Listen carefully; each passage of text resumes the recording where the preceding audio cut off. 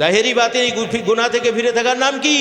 তওবা। আমরা তো গীবত করেই যাচ্ছি, ফেসবুকের পেজে গীবত করতেছি, ইন্টারনেটে গীবত ছেড়ে দিয়েছি, ইন্টারনেটে আর একজনের দোষ বর্ণনা করে দিয়েছি, সেই ব্যক্তি তওবা করছে, আপনার সেই দোষটা এখনো বাড়ছে, আছে না নাই? আছে না নাই? খালি ওয়াক্ত গত্ত আর স্বার্থর দিকে জাগায়, কোনো সময় হারাম ফতুয়া দেয়, আবার কোনো সময় হালাল ফতুয়া দেয়, ঠিক না বে ঠিক? কোনো সময় বলে এটা মূর্তি, তারপরে আবার তাদের ইমানও বানায় সেই মূর্তিকে, কথা ঠিক না বে ঠিক? এই জন্য এই আখলাক ভালো না, এদের মধ্যে হেরস আছে। কি আছে? হেরস মানে অবৈধ লোভ লালসাকে হেরস বলে, অবৈধ লোভ লালসাকে হেরস বলে। ইহা যদি নিন্দনীয় হয় তাহলে সেটা কি? মজমুম, নিন্দনীয়, এটা ভালো না। আর যদি ভালো কাজের জন্য হয়, লিওয়াজহিল্লাহ, আল্লাহর জন্য হয়, তাহলে সেটাই সওয়াব আছে। হেরস কার মধ্যে আছে? হালাল হারামের তামিজ পার্থক্য করে না, হালাল হারামের তামিজ পার্থক্য করে না, তার মধ্যে কি আছে? হেরস আছে। এখন এতে বাঁচতে হলে হালাল পেশা অবলম্বন করবে, হারাম পেশা ত্যাগ করবে। এটা কিসের মাসলা? তাসাউফের মাসলা। তাহলে তাসাউফে মুহাক্কিক হইলে এই সম্পর্কে বুঝতে পারতো, বদ আখলাকাত থাকতো না। হাজার অসংখ্য বছর তাসাউফ করে, অসংখ্য বছর আপনার কি করে, প্রসার করে, শিক্ষা আমল করে, কিন্তু আসলে এই থেকে বাঁচতে পারেনি। তাসাউফ হাসিল হয়েছে? হয় না। নাজিল করেছি শিক্ষার আগেই আমি শিক্ষক নাজিল করেছি, মানবতার মুক্তির দূত, মহান নেতা। এই নেতা পৃথিবীতে হয়েছে, আগামীতে আর হবে না। এই নেতার অনুসরণ এমন, এই নেতার কথা কাজ এমন, যা সম্পূর্ণ আমি আল্লাহর পক্ষে, এর মধ্যে কোনো দ্বিধাদ্বন্দ্ব নাই। এই জন্য আরেকজন বলছে আমি এ কাজ করতে পারি না, আচ্ছা সামনে একটা এনে দিলাম, দেখা গেল যে লোভ এসে গেছে, মানে তুমি তো ওই প্রেক্ষাপটে যাও নাই, তাই তুমি বোঝো। বন্ধু, আল্লাহ হলেন রহমান রহিম, জানার পরেও গেল, সেই জিনিসটা বেশি মারাত্মক। বনি ইসরাইলের একটা লোক, অগণিত অসংখ্য কোটি কোটি কোটি কোটি টাকার মালিক, তৎকালীন সেই টাকার হিসাব যদি এখন করা হয়, প্রত্যেক দিন 1.5 থেকে 2 কোটি টাকা ব্যয় করত প্রতি নাইটই সেই লোক। কত টাকা বর্তমান প্রেক্ষাপটে? 1.5 থেকে 2 কোটি টাকা। এই আল্লাহর বান্দা নফস পূজারিতে এত লিপ্ত ছিল, যার সীমা অতিক্রম করে ফেলেছিলেন। আল্লাহ কত বড় দয়াময়, একটু দেখে। এই বান্দা প্রতি রাত্রে জিনা করার জন্য দেশ বরণ্য সবচেয়ে রূপসী গুণবতী সুন্দরী মেয়ে নিয়ে আসতো, ইনটেক, একেবারে কি ইনটেক। তো 5,000 বিভিন্ন আপনার সব খাওয়াতা, নববধূ আনতেছে, এগুলো খাওয়াতা, শ্বাস নাই, আছে নেই, একেবারে ইনটেক লোক আসতো, এবং এত টাকা সে ব্যয় করত। একদিন রজনীতে একজন সুন্দরী রমণী আসছে, 16-17 বছরের টকবুকে যুবতী। এখন ওই ঘরের ভিতরে রাখছে, তাকে ঠিক করে নিয়ে আসা হয়েছে, ঘরের ভিতরে রাখছে। রাখার পরে ওই লোক ঘরে প্রবেশ করেছে, এমন সুন্দর ফুল সজ্জা করছে জাঁকজমক ভাবে।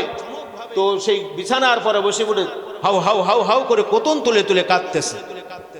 তখন ওই লোকটা ঘরের ভিতরে ঢুকে বলতেছে, তুমি কাঁদতেছে কেন?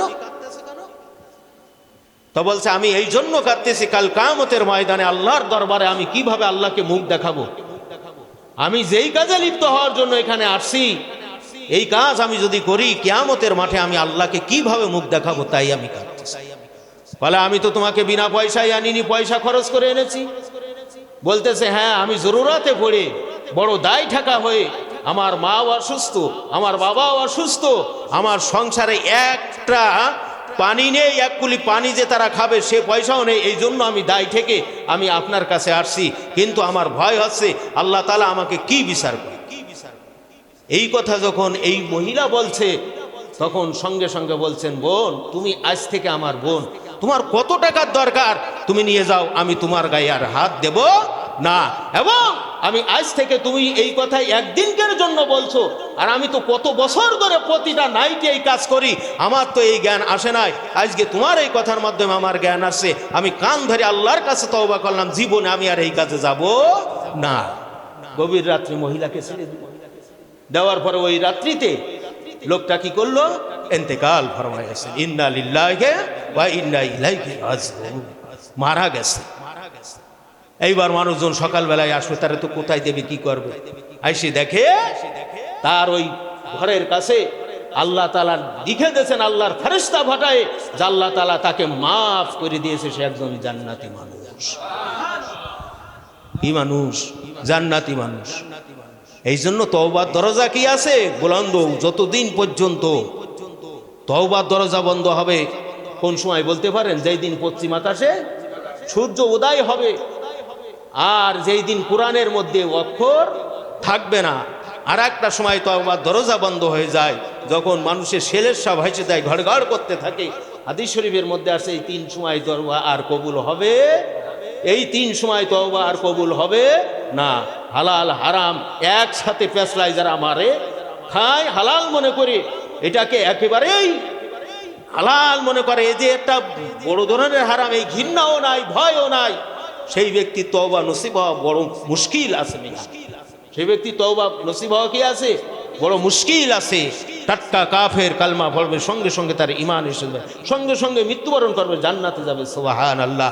কিন্তু এই খানিক হালাল, খানিক হারাম, খানিক বৈধ, খানিক অবৈধ, বিভিন্নতা ভাষায় এরা হালাল মনে করে, সঠিক তওবা নসিব হওয়া মুশকিল হয়। কথা বুঝতে পারলেন? অন্তর কলুষিত হয় কয় কারণে? দোষে বলেন কয় কারণে? কয় কারণে? দুরূদে পড়ে আল্লাহুম্মা সাল্লি আলা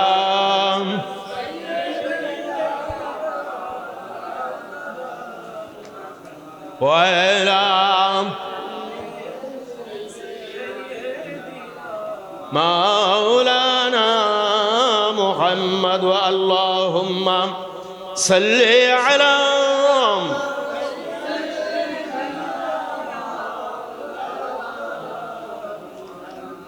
وعلى آل سيدنا। প্রথম হলো বুয়াদ ইতিকাদের কারণে, আকীদাগত সমস্যা, ঈমানের সমস্যা। কিসের সমস্যা? ঈমানের সমস্যা থাকে। এই যে জয়নিক পীর সাহেবরা যে কিতাব লিখে গেছেন, এই যে ঈমানে মার খায় না, এ যার ঈমান নেই তার আমল আছে মিয়া? আমল কি একটা সেকেন্ডের আমল দপ্তর আল্লাহর কাছে কবুল হবে? হবে? হবে না। কিসে মার খাইছে? ঈমানে মার খাইছে। এখন তো লক্ষ লক্ষ অগণিত অসংখ্য মুরিদান আছে, তাই ঈমান আল্লাহ দিয়ে দেবে দল দেখে, তাই নাকি? না, এর গুড়ায় সমস্যা আছে। কিছু সমস্যা আছে? গুড়ায়, আসল গুড়ায় সমস্যা আছে। তো আকাইদের মাসলা শিক্ষা করিয়া আমল করতে হবে। আকাইদের মাসলা শিক্ষা করে কি করতে হবে? আমল করতে হবে।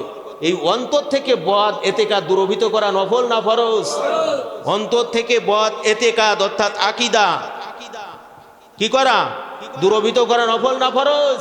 ফরজ। সাবধান সাবধান, বদ এতেকাদ এটা যদি থাকে তাহলে কিন্তু তার সমস্যা আছে।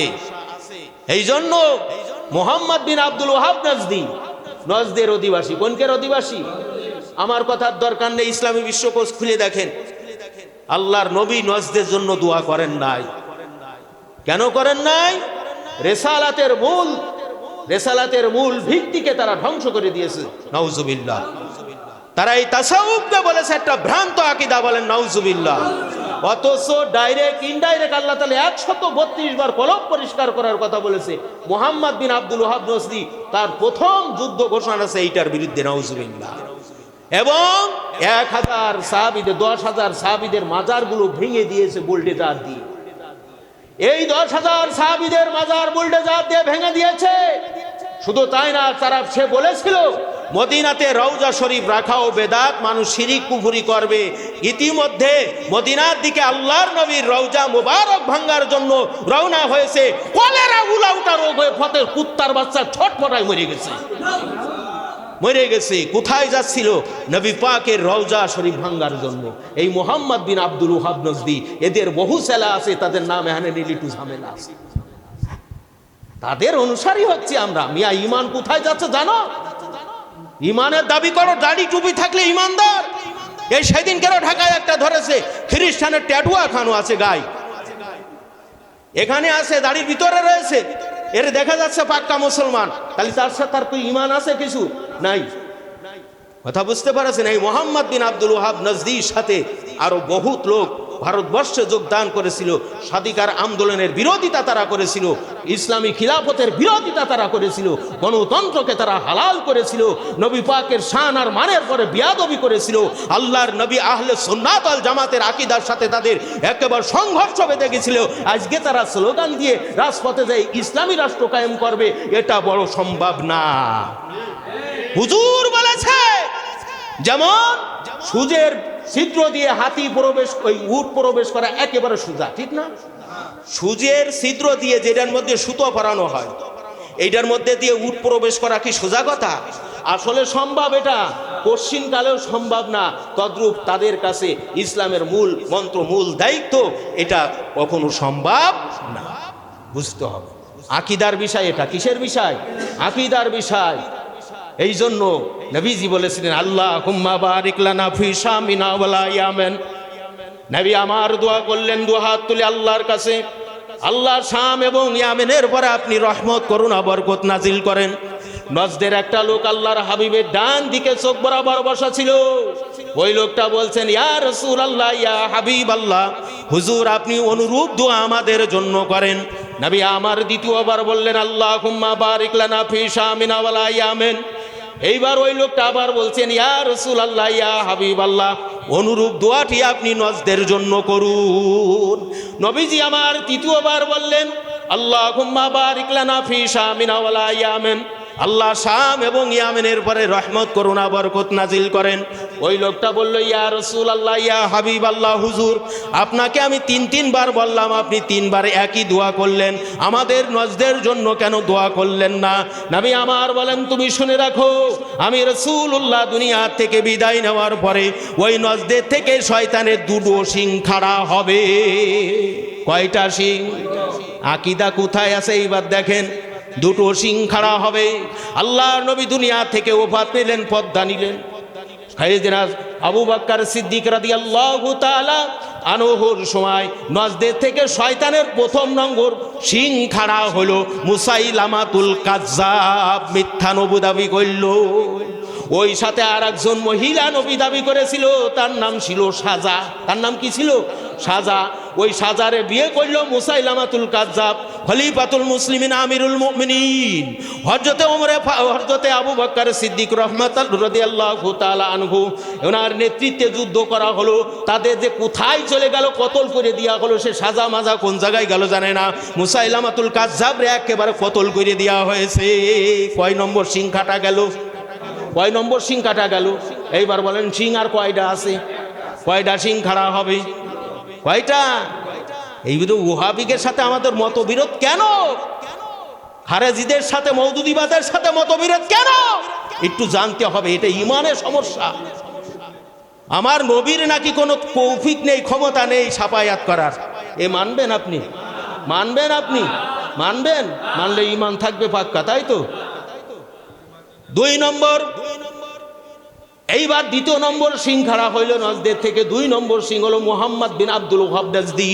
মুহাম্মদ বিন আব্দুল ওয়াহাব নজদি। নবীজির ওসিলা দিয়ে দোয়া করা, কবরের কাছে যেয়ে জিয়ারত করা যাবে, সালাতু সালাম পাঠ করা যাবে, রাসূল সাল্লাল্লাহু আলাইহি সাল্লামের বিলাদাত শরীফ পালন করা যাবে, তাসাউফ বলতে কোনো এলেম নেই, বিশ্বাস করা যাবে না। এই রকম 17টা কি 27টা ফতোয়া খাড়া করেছিল এই মুহাম্মদ বিন আব্দুল ওয়াহাব নজদি। এ মানব শয়তান। এ দেখলে ডাইরেক্ট নবুয়াতি যদি দাবি করি, তাহলে তো যে একেবারে কিছুই বোঝে না সেও আমার মেলা মারবে, ঠিক না বে ঠিক? এই জন্যই আরে ডাইরেক্ট নবুয়াতি দাবি করলো না, ডাইরেক্ট আর এক ডাইরেক্ট জায়গায় ঘুরোয় নিয়ে মানুষের ইমান নষ্ট করে দিল। বড় আফসোসের বিষয়, আরব আমিরাতে এই নজদি শাসনটা কায়েম হয়ে গেছে। এখন কিছু মানুষ চায় এই নজদি শাসন বাংলার জমিনেই হোক, কিছু মানুষ চায়, কিন্তু অত চাওয়া সোজা না। আল্লাহ রব্বুল আলামিন কি করবেন? মোমেনের মধ্যে ইমানের জাজবা দান করবেন। সুবহানাল্লাহ, সুবহানাল্লাহ। কথা বুঝতে পারলেন? এই জন্য এই নজদি গ্রুপ যারা আছে, এদের সাথে মিশলেও ইমান নষ্ট হবে। কথা ঠিক না বে ঠিক? খয়রুল আসহাবে জিরান ইনদাল্লাহি তাআলা, আল্লাহর নবী বলেন উত্তম সাথী যে তোমার বন্ধু সহচর, তার সাথে তোমার হাসর মঞ্জুর হবে। সুবহানাল্লাহ। এই জন্য নবী আমার বলেন উম্মতের মানজারা আলিমান ফাকান্নামা জারানি, যেই ব্যক্তি হাক্কানি আলেমের মজলিসে বসবে সে যেন আমি রাসূলুল্লাহর মসজিদে বসবে। যেই ব্যক্তি একজন হাক্কানি আলেমকে সম্মান করলো, নবী আমার বলেন উম্মাত শুনে রাখো, সেজন্য আমি রাসূলুল্লাহকে সম্মান করলো।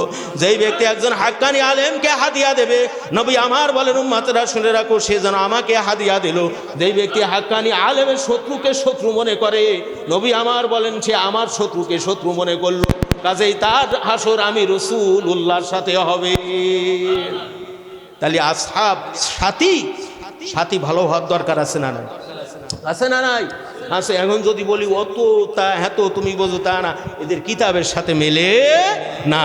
এই জন্য আর একটা নুকতা, ওই রশিদ আহমেদ গাঙ্গুইও তাদের দলে সুরে সুর দিছিলেন, আরশাদ আলী থানবীও। এই জন্য কত জায়গা আছে আরশাদ আলী থানবী রহমতুল্লাহর নাম শুনলে তাদের গায়ে জ্বালা পুড়ে যায়। তার কারণ ওই সময় ওহাবি মতবাদের মধ্যে হুজুর ছিলেন।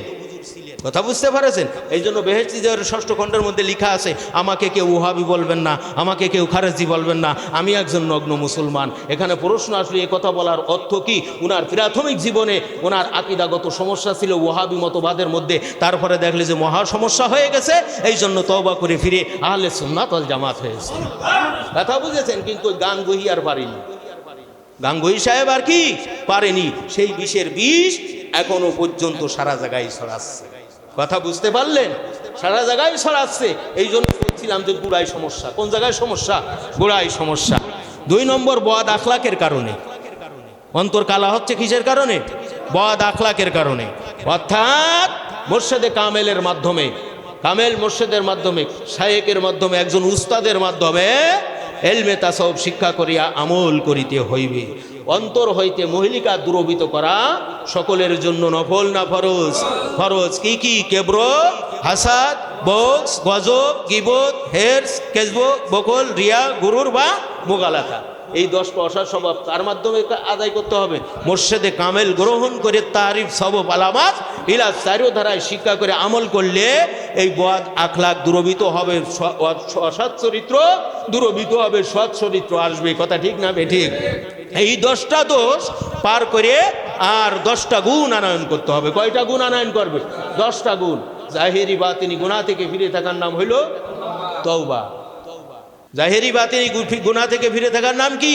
তওবা। আমরা তো গীবত করেই যাচ্ছি, ফেসবুকের পেজে গীবত করতেছি, ইন্টারনেটে গীবত ছেড়ে দিয়েছি, ইন্টারনেটে আর একজনের দোষ বর্ণনা করে দিয়েছি, সেই ব্যক্তি তওবা করছে, আপনার সেই দোষটা এখনো বাড়ছে। আছে না নাই? আছে না নাই? খালি গত্ত আর স্বার্থর দিকে জায়গায় কোনো সময় হারাম ফতুয়া দেয়, আবার কোনো সময় হালাল ফতুয়া দেয়। ঠিক না বে ঠিক? কোনো সময় বলে এটা মূর্তি, তারপরে আবার তাদের ইমানও বানায় সেই মূর্তিকে। কথা ঠিক না বে ঠিক? এই জন্য এই আখলাক ভালো না। এদের মধ্যে হেরস আছে। কি আছে? হেরস মানে অবৈধ লোভ লালসাকে হেরস বলে। অবৈধ লোভ লালসাকে হেরস বলে। ইহা যদি নিন্দনীয় হয় তাহলে সেটা কি? মজমুম, নিন্দনীয়, এটা ভালো না। আর যদি ভালো কাজের জন্য হয়, লিওয়াজহিল্লাহ, আল্লাহর জন্য হয়, তাহলে সেটাই সওয়াব আছে। হেরস কার মধ্যে আছে? হালাল হারামের তামিজ পার্থক্য করে না। হালাল হারামের তামিজ পার্থক্য করে না, তার মধ্যে কি আছে? হেরস আছে। এখন এতে বাঁচতে হলে হালাল পেশা অবলম্বন করবে, হারাম পেশা ত্যাগ করবে। এটা কিসের মাসলা? তাসাউফের মাসলা। তাহলে তাসাউফে মুহাক্কিক হইলে এই সম্পর্কে বুঝতে পারতো। বদ আখলাকাত থাকতো না। হাজার অসংখ্য বছর তাসাউফ করে, অসংখ্য বছর আপনার কি করে? প্রসার করে, শিক্ষা আমল করে, কিন্তু আসলে এই থেকে বাঁচতে পারেনি। তাসাউফ হাসিল হয়েছে? হয় না। তওবা, সবর, শুকর, তাওয়াক্কুল, ইখলাস, খাউফ, রাজা, মুহাব্বত, মুরাকাবা, মুহাসাবা, ধর্মীয়তা, ভদ্রতা, সভ্যতা, শুকরিয়াতান আদায় করা, এটা হলো মানুষের জন্য আল্লাহর নবীর স্বভাবগুলো। বলেন না সুবহানাল্লাহ? এটা কার স্বভাব? নবী পাকের স্বভাব। এটা হলো আল্লাহর আনিত ধর্মের মূল শিক্ষা মন্ত্র। সুবহানাল্লাহ। তাহলে অন্তর থেকে বদ আখলাক দূরভীত করে নফল না ফরজ? আজকের থেকে মনে করলাম তওবা, এই আপনার কি অহংকার করব না, ভাষাই গেল, তাই অহংকার করব না চিন্তা করলে হয়? এটার জন্য ইলম শিক্ষা করা লাগে না? অহংকার কাকে বলে? আল্লাহর আদেশ এবং নিষেধ বিনা প্রতিবাদে মানিয়ে আনালো, অন্যকে অবজ্ঞা হেকারতের সাথে দর্শন করা কে বলবা? অহংকার বল। অহংকার আসে 7 কারণে। অহংকারের আলামত 11টা কিতাবের মধ্যে লেখা আছে, তাই না? এলাজ, চিকিৎসা, এলমি ইলাজ, আমলি ইলাজ আছে না নাই? তো আপনার বিশাল বিস্তারিত আলোচনা না? হিংসা আসে কয় কারণে? 7 কারণে। আপনার চিকিৎসা আছে না? বগজ আসে কয় কারণে? 2 কারণে। গজব আসে কয় কারণে? 2 কারণে। বগজ, গজব, গীবত, হ্যাঁ, আপনার এরকম প্রত্যেকটার কারণ আছে না, লক্ষণ আলামত আছে না, এইটা শিক্ষা করতে বা আমল করতে এর ধারে কাছে আসে না। আবার বলে আমি আল্লাহর পথের সৈনিক। আচ্ছা, চুল পাকেছে, দাড়ি পাকেছে, ভুমা পর্যন্ত পাকিয়ে গেছে, এই এলেমের খবর জানে না, তারে কি ইমাম মানা যাবে? তাকে কি ইমাম মানা যাবে? তার পিছনে দৌড়ানো যাবে? তার স্লোগানে মুখরিত হওয়া যাবে? যাবে না, যাবে না, যাবে না। বুঝি না, জানি না, চুপ থাকলাম, নাজাত পাওয়া যাবে। কিন্তু জানা বোঝার পরেও এইরকম ভুল জিনিসগুলো যদি আমরা ধরে বসি তাহলে মহাবিপদ আছে। কথা ঠিক না বেঠিক? এইবার তৃতীয় নম্বর যে কারণ অন্তরে কলুষিত হওয়া, অন্তরের অপবিত্রতা হয়, সেটা হচ্ছে আপনার বিভিন্ন গুনাহের কারণে। কিসের কারণে? গুনাহের কারণে। কিসের কারণে? গুনাহের কারণে। এবার করতে তওবা ও জিকির করিতে হইবে। তওবা করতে হবে, জিকির করতে হবে। কি করতে হবে? পুনরায় না করার জন্য অঙ্গীকারবদ্ধ হবে। কার কাছে অঙ্গীকারবদ্ধ হবে? আল্লাহর কাছে অঙ্গীকারবদ্ধ হইতে হইবে এবং গুনাহ থেকে ফিরিয়া থাকতে হবে। আর যদি কাজা কাফারা জিন্দায় থাকে, কাজা কাফারা জিম্বায় যদি থাকে, হক নষ্ট করার গুনাহ, আর একজনের পয়সা মেরি খাওয়া গুনাহ। আমি অমুকের জিনিসটা নিতে যাই 100 টাকা মেরি খাইছি, 10 টাকা 5 টাকা 1 পয়সা মেরি খাইছি, আমার হুশ আইছে, তারে ফিরে দিতে মাপ চাইতে হবে, নাইতে তো ভাই কাজ হবে না। হবে? হবে না। এই জন্য কাজা কাফারা থাকলে আদায় করতে হবে। বান্দার হক নষ্ট করিয়া থাকলে তাহা কিতাবী ধারায় আদায় করতে হবে। কি করতে হবে? কিতাবী ধারায়। কিতাবে যেভাবে হক ভাগ করছেন, ওই যে ওই আয়াত পড়ছেন, ওয়ালাহমাল খিনজির, শুকরির গোস্ত খাওয়া হারাম, বোনের হক নষ্ট করা হারাম, ভাইয়ের হক নষ্ট করা হারাম, দিনী ভাইয়ের হক নষ্ট করা হারাম। রাষ্ট্র আদায় করবে। আল্লাহর হক হুকুমত সম্পর্কে কাজা কাফারা যদি থাকে আদায় করবে।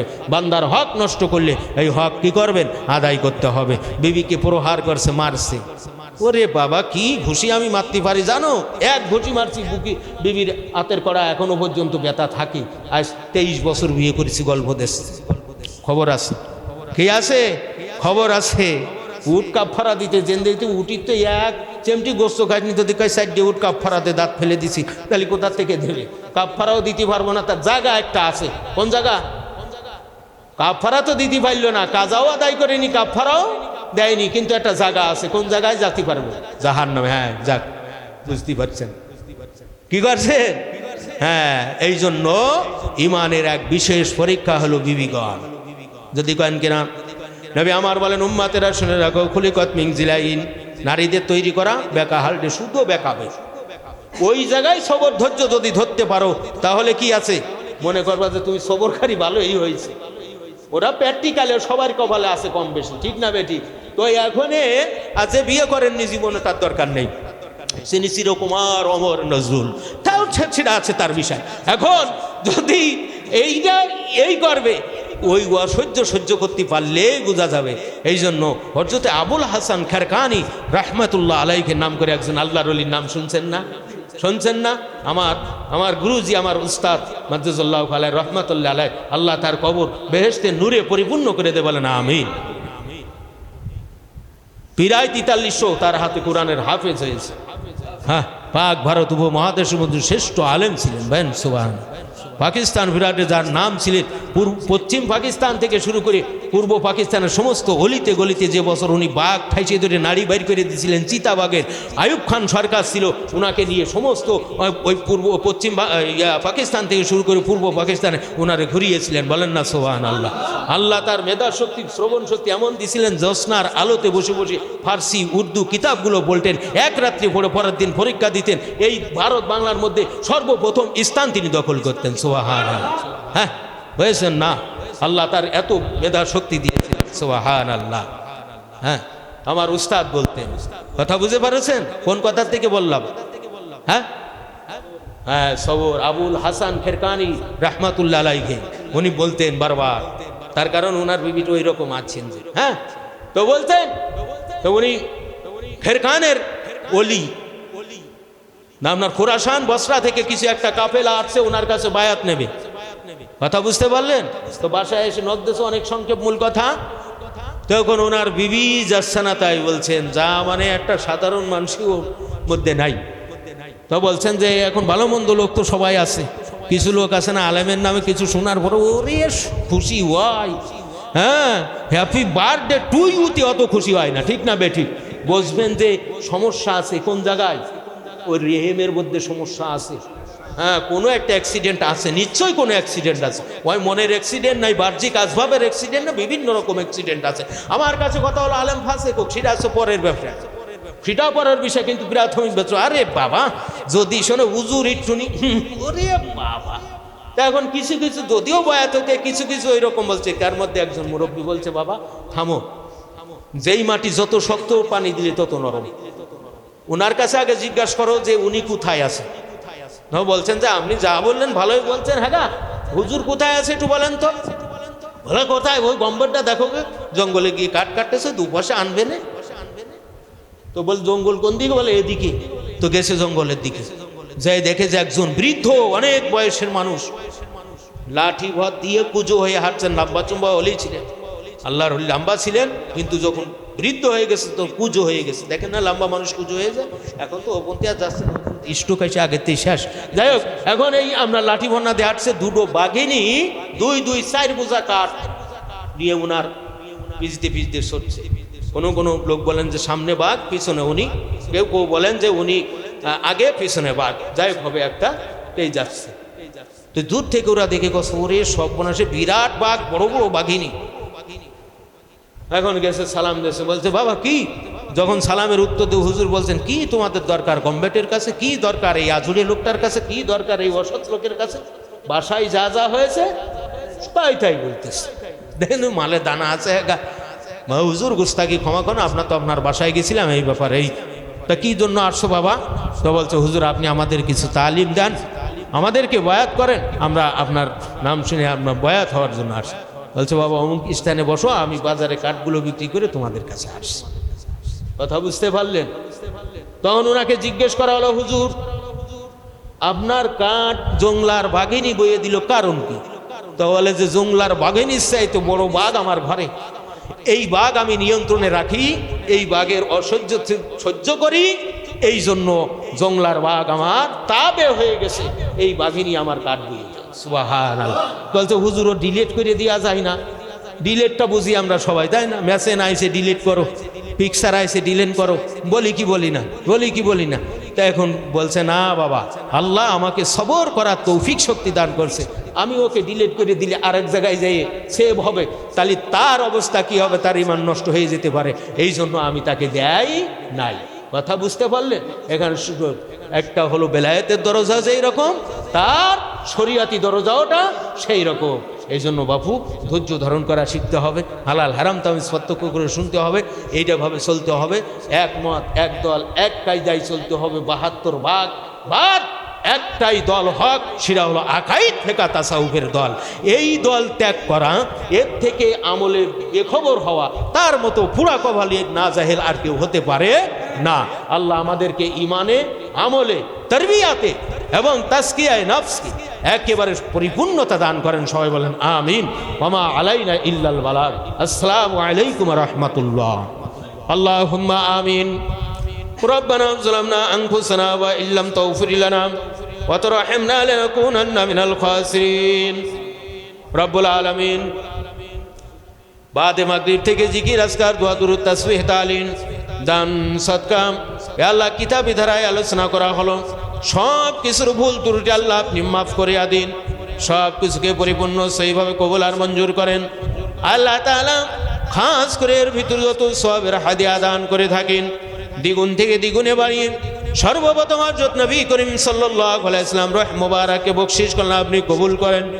तमाम अंबियाए किराम, तमाम साहबाए किराम, चार इमाम, चार तरीक़ार कामिल, फिर मशाइख, खास करे मरहुम मुजद्दिद आज़म दुदाली रहमतुल्लाह रोफा के सब हादिया बख्शिश करना अपनी कबूल करें। रब्बुल आलमीन मशरिक़ থেকে মাগরিব, শিমাল থেকে জুনুব রইয়ে জমিনে যত মুমিন মুসলমান শাহিদ প্রত্যেকের রফাকে সবের হাদিয়া বকশিশ করে দিলাম, আপনি কবুল আর মঞ্জুর করিয়া নিন। আমরা যারা হাত তুলেছি, মাহবুদ আমাদের পিতা মাতা, ভাই বোন, আত্মীয় স্বজন, শ্বশুর শাশুড়ি, সন্তান সন্ততি, কচি কাঁচা মাসুম বাচ্চা, হকদার দাবিদার প্রতিবেশী, দিনী ভাই, বন্ধু বান্ধব, ওস্তাদ মুরব্বী, ছাত্র মুরিদান, খলিফা, যে যেখানে গহীন কবরবাসী, প্রত্যেকের আযাবুল কবর কিয়ামত পর্যন্ত মাফ করবেন। প্রত্যেক কবরবাসীর কবরকে আপনি জান্নাতের বাগিচা বানাইয়া দেন। দুনিয়ায় যারা জীবিত আল্লাহ প্রত্যেককে হিদায়াতের পথে চলার তৌফিক দান করেন। হে আল্লাহ, দুনিয়ার জীবনে তামাম বালা মুসিবত বিপদ আপদ অভাব অনটন রোগ শোক থেকে আল্লাহ আপনি আমাদের প্রত্যেককে রেহাই মুক্তি দান করেন। অনেক ভাই অসুস্থ আছে, অনেকে দোয়া চেয়েছে, আল্লাহ প্রত্যেকের সুস্থতা আপনি দান করেন, অসুস্থতা দূরভূত করিয়া দেন, রোগ শোক থেকে রেহাই মুক্তি দান করেন। সুস্থ শরীরে সহি সালামাতে ইবাদত বন্দেগীর মাধ্যমে দুনিয়ায় জীবন যাপন করার তৌফিক দান করেন। রব্বুল আলামিন খাস করে ঋণ কর্জ পরিশোধ করার তৌফিক দান করেন। সমস্ত প্রকার বালা থেকে হেফাজত করেন। জীবনের গুনাহগাত আল্লাহ আপনি মাফ করিয়া দেন।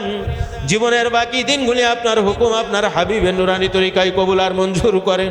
আমাদের বিবাল বাচ্চা সন্তান আদি প্রত্যেককে দিনের পথে চলার তৌফিক শক্তি দান করেন। আয় রোজগারে হালাল উপার্জনের মাধ্যমে জীবিকার ফয়সালা করিয়া দিন। ইয়া আল্লাহ, রোজগারের মধ্যে খায়রে বরকত দান করেন। পূর্ণাঙ্গ দিন কিতাবী ধারায় শিক্ষা আমল করা তৌফিক শক্তি দান করেন। যেমন আর হাদিন রসুল হায়াতকে দারাজ করিয়া দেন।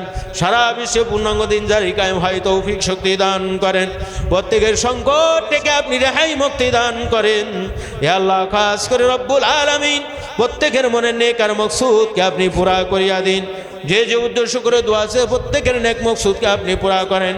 কিয়ামতের মহা ময়দানে কঠিন বিবাদের দিন মুসিবতের কালে এই মুনাজাতকে আমাদের প্রত্যেকের জন্য নাজাতের জরিয়া হিসাবে কবুল করিয়া নিন।